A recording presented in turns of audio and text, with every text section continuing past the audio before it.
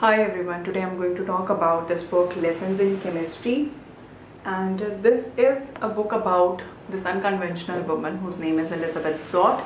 She's a scientist, she's very intelligent, she's smart, she's beautiful, she's bold, she speaks her mind, she dresses up properly, her hair is properly secured in a bun with a 2B pencil.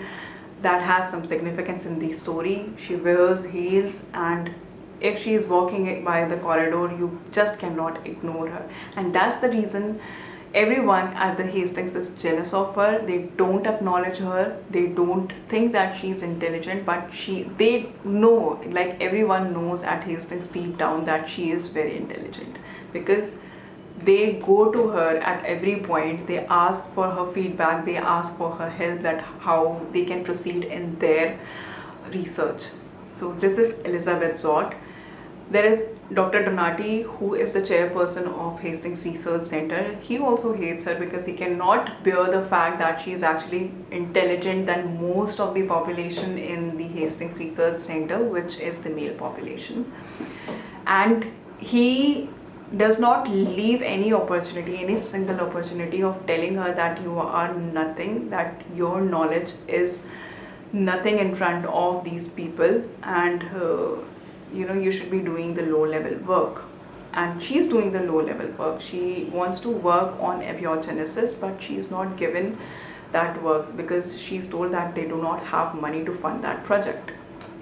Then there is Calvin Evans, whom also everyone at the Hastings hate, but they bear with him because they acknowledge that how intelligent he is.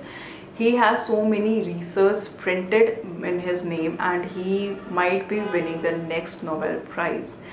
And Dr. Donati bears with him because most of the funds at the research center comes in his name, because he's so popular, he's so famous. And he has this reputation of being very irritating person, and someone who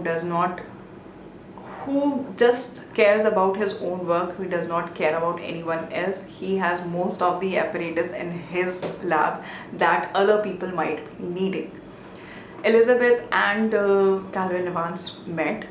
That was an unusual meeting, unusual for us, but not so unusual for them, because he vomited on her, and she, being Elizabeth, she tried to understand the chemicals in the vomit, to understand that what might have uh, caused this vomit.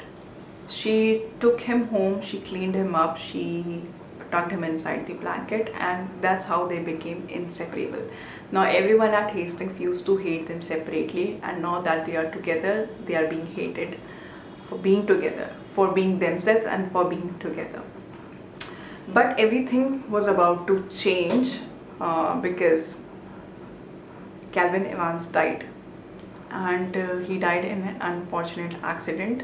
Calvin and Elizabeth were the people who believed in each other. Calvin was the only person who knew Elizabeth's capability. He never doubted her, and he really wanted her to succeed. He was very protective of her because of his uneasy childhood and a very painful childhood that he had. And he was able to protect her somehow until he died. And after that, Elizabeth's life became more and more difficult because she was pregnant with his child, and she was unmarried. She had already been fighting with Hastings for her work, and now she has to fight this society also, because society does not allow a woman who is unmarried and pregnant to live peacefully.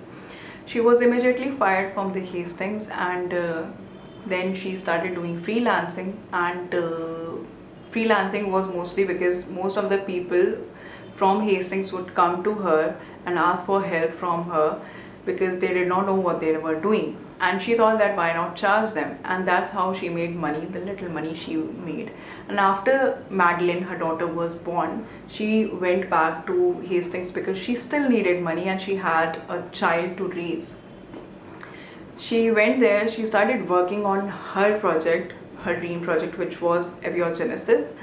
And that project was actually being funded by someone. She did not know that her project is being funded, because she could not understand that how Donati is actually allowing her to work on abiogenesis, because he was very opposed by this idea of her working on abiogenesis. But she kept on working on it, and then when it was about for her results to be printed in the science magazine, he stole her work and printed those works under her name. These were one of the few things that she was she was wronged at. This was one of the few people, Dr. Donati was one of the few people who wronged her. There were so many others, because she did not have a PhD degree. She was assaulted by her professor, and the authorities thought that it would be better if she was thrown out of the college rather than punishing that professor who had the history of tormenting women. They could not bear this fact, the professor could not bear this fact that this woman, she gave it back to him with this 2B pencil that she always keeps in her head. And she made use of that pencil again because someone at the TV show which she was given a chance at tried to do the same thing with her. She was given this TV channel where she started cooking, but this was an unusual show because she was cooking in terms of chemistry. She would not say salt, she would not say H2O, she would say she would say NaCl and H2O and would not call them as salt and water.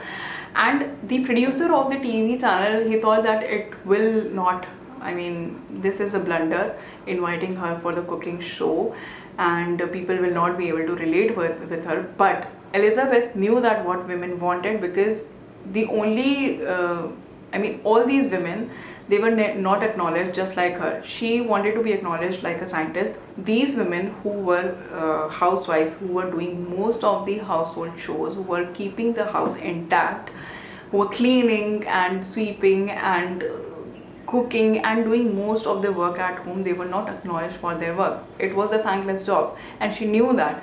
So she spoke with them in a language that they understood, that they were actually wanted and they are not being diminished to something less. And she talked to them in that language, and she told them that what actually chemistry is, how you can take ingredients, understand their chemistry and use it while you are cooking to retain their nutritious properties and also make them very delicious. And these women related with her a lot.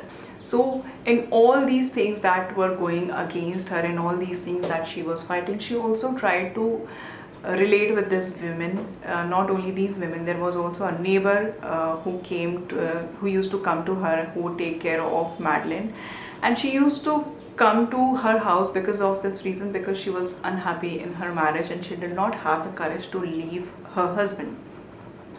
A lot of things are there in this story to unpack. There is, who is this person who is actually funding her work? Why is he funding her work? And he does not know that Elizabeth actually is a woman who is working on abiogenesis. Dr. Donati told that person that this is actually Mr. Zott, because they never met. So who is this person, and who actually is Calvin Evans, who he did not have an easy childhood, but is this person who is funding Elizabeth's project somehow related to Calvin Evans? And who is the dog, how he was named 630, what is his relation with Elizabeth? How is he so close with Elizabeth and Madeline? Who is Harriet? Who is this minister who is so close to Madeline? How he helped her to understand that who actually Madeline's father was, and who actually Elizabeth Zott is. She was pushed to a point where she was about to break. So read and find out if she actually broke. She actually did break, and she went to depression. And find out if she ever came back, if she started fighting again, if she got the credit for the work she has done or not, or was she wronged even more after that. Learn from this book. You have to read Lessons in Chemistry, and this is one of the best books that I've read this year, and also one of my favorites that I've read so far. I absolutely loved reading this one. I highly recommend reading this book because it's so engaging. The language and the flow of the story is so good that you would want to read more and more. You would want to know what's going to happen next. You would not be able to put this down for even a second. So this is Lessons in Chemistry. This is by Bonnie Calmus. I think there is also a show or a movie by the same name or on this same story. So yes, this is Lessons in Chemistry. Do read this one because I am sure that you will like it. So yeah, that was my review on Lessons in Chemistry. Do let me know if you have read it already and if you liked it or not, and I will see you in the next one. Till then, take care and bye bye.